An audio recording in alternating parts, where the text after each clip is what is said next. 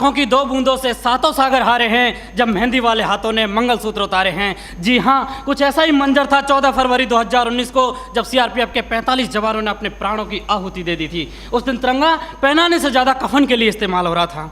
आदरणीय अध्यक्ष महोदय, सम्मानीय निर्णायक मंडल एवं उपस्थित साथियों, मैं सीआईएसएफ से उप निरीक्षक पिंटू राम मीना आज के वाद विवाद के विषय को केंद्रित करते हुए विपक्ष में अपने विचार प्रस्तुत करना चाहूँगा। महोदय, मैं एक सैनिक हूँ और मेरे लिए तो संविधान ही गीता है, बाइबल है, कुरान है तथा भारतीय संविधान के अनुच्छेद 33 के तहत मेरे मौलिक अधिकार इसलिए छीने गए हैं ताकि मैं देश की रक्षा कर सकूँ, देश के आत्मसम्मान और मान मर्यादा को बचा सकूँ। उतना ही नहीं, माननीय सर्वोच्च न्यायालय द्वारा 1964 में रामस्वरूप बनाम भारत संघ मामले में स्पष्ट किया है कि एक सैनिक के लिए राष्ट्रीय सुरक्षा ही सर्वोपरि है।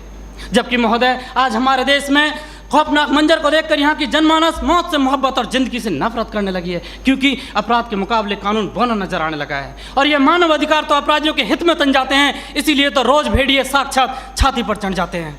अध्यक्ष महोदय, राष्ट्रीय सुरक्षा के लिए लड़ी गई लड़ाई कोई क्रिकेट का मैच नहीं जो आज हार गए तो कल जीत जाएंगे। ये वो जंग है जो आज नहीं जीती गई तो कल देश को वीरान कर देगी, इसीलिए इसको जीतना बहुत जरूरी है। और हम रोज जीतते हैं तभी तो पंजाब की तर्ज पर जम्मू कश्मीर और उत्तर पूर्वी राज्य भारत के नक्शे में हैं, नहीं तो युद्ध विराम संधि, शिमला समझौता और ताशकंद जैसे कई समझौते रोज जम्मू कश्मीर की घाटियों में बेआबरू होते हैं। महोदय, राष्ट्रीय सुरक्षा का मतलब यह नहीं कि नक्सली आतंकी हमलों में जवाबी कार्रवाई न करें।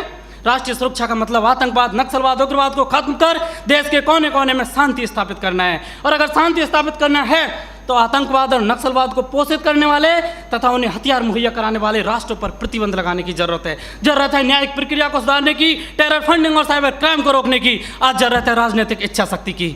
महान राजनीतिक चाणक्य ने भी कहा कि कोई भी नियम राष्ट्र और राष्ट्रहित से बड़ा नहीं होता, किंचित ऐसा है तो उसे तत्काल बदल देना चाहिए। महोदय, आज के दौर में आक्रामक रवैया अपनाने वाले आतंकवाद, नक्सलवाद, उग्रवाद से लोहा लेना किसी युद्ध से कम नहीं, और किसी युद्ध को जीतने के लिए पहल करने की आवश्यकता होती है। जबकि युद्ध जैसी अत्यंत निर्णायक पलों में एक जवान अपनी नौकरी की वजह से उतना ही कर पाता है कि सांप मरे या ना मरे, लेकिन लाठी नहीं टूटनी चाहिए, क्योंकि उसको डर सता रहा होता है कि जलील किया जाएगा उसे मानव अधिकारों की भरी सभा के अंदर। उसे डर सता रहा होता है कि ना तो कानून छोड़ेगा और ना ही तिल का ताड़ बनाने वाली मीडिया की पैनी नजरें छोड़ेंगी, जिसका ज्वलंत उदाहरण पहले कश्मीर में जवानों के सिर कटवाए, तब जाके सर्जिकल स्ट्राइक किया। 20 भारतीय सैनिकों ने गोली खाई, तब म्यांमार में घुसकर ऑपरेशन ऑल आउट किया था।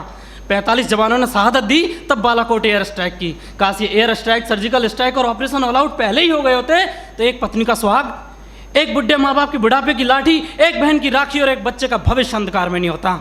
महोदय, डॉक्टर भी कैंसर का इलाज करता है तो संक्रमित कोशिका को काट कर फेंक देता है ताकि वो नासूर ना बने, और आज हमारे देश में आतंकवाद, नक्सलवाद और उग्रवाद तो उससे भी गंभीर समस्या बने हुए। ये 1 नहीं, 2 नहीं, 3 नहीं, हजारों निर्दोष लोगों की जान ले लेते हैं। महोदय, मेरे विपक्षी साथी किन दरिंदों के लिए मानव अधिकारों की दुआई दे रहे हैं? उनके लिए जो विश्व के सबसे बड़े लोकतंत्र में सत्ता का गलियारा बंदूक की नली से नापना चाहते हैं, या फिर उनके लिए जो राजनीतिक शून्य, आर्थिक विफलता और अराजकता फैलाना चाहते हैं, या फिर उनके लिए जिन्होंने 38 भारतीय नागरिकों को इराक के मौसूल में मौत के घाट उतार दिया था और उनके घर वालों की पथराई आंखों को मिला भी तो सिर्फ ताबूत, और ताबूत में मृत्यु प्रमाण पत्र, या फिर उनके लिए जो राष्ट्र विरोधी नारे लगाते हैं, अब जलम शर्मिंदा है, तेरे कातिल जिंदा हैं, कौन है अफजल का कातिल, भारतीय संविधान या सर्वोच्च न्यायालय? क्यों दरकिनार करना चाहते हैं मेरे विपक्षी साथी इन सब घटनाओं को? क्योंकि साथ सच्चाई को बर्दाश्त करने की क्षमता नहीं रह गई आपके अंदर। महोदय, सच ये है कि हमारी बंदूक की नली से निकली हुई गोली को 1000 बार सोचना पड़ता है कि उसे कब, कहां और किसे लगना है, जबकि एक आतंकवादी की गोली को कोई निर्णय लेने की आवश्यकता नहीं होती। एक जवान की उंगली अगर ट्रिगर पर है तब हम यहाँ खुली हवा में सांस लेते हैं। -40 डिग्री तापमान पर एक जवान अपनी हड्डियां गलाता है, तब हमें सहूलियत मिलती है बुद्धिजीवियों की तरह बातें करने की, सहूलियत मिलती है संवेदनशील होने की, डिस्को जाने की और त्यौहार मनाने की। अध्यक्ष महोदय, सच्चाई यह है कि दुश्मन देश के बाहर ही नहीं, देश के अंदर भी हो सकता है। मंदिर, मस्जिद और गुरुद्वारे में भी हो सकता है, यहाँ तक कि सदन के अंदर भी हो सकता है, जिसे नकारा नहीं जा सकता। और ये मेरी जिम्मेदारी है कि बाहर भीतर हर तरफ देश की रक्षा करूं, और ऐसा करते वक्त अगर मेरे और मेरे परिवार के मानव अधिकारों को कुचलना भी पड़ा तो मेरे लिए सौभाग्य की बात होगी। अंत में फैसला माननीय निर्णायक मंडल के ऊपर छोड़ते हुए भूतपूर्व प्रधानमंत्री श्री अटल बिहारी वाजपेयी जी की चंद पंक्तियों के साथ मेरी वाणी को विराम देना चाहूँगा कि ये बंधन की भूमि है, अभिनंदन की भूमि है, ये तर्पण की भूमि है, ये अर्पण की भूमि है, इसका कंकर कंकर शंकर है, इसका बिंदु बिंदु गंगा जल है। हम जिएंगे तो इसके लिए, मरेंगे तो इसके लिए, और मरने के बाद गंगा में बहती हुई हमारी अस्थियों से कोई कान लगाकर सुनेगा तो सिर्फ एक ही आवाज़ आएगी, भारत माता की जय।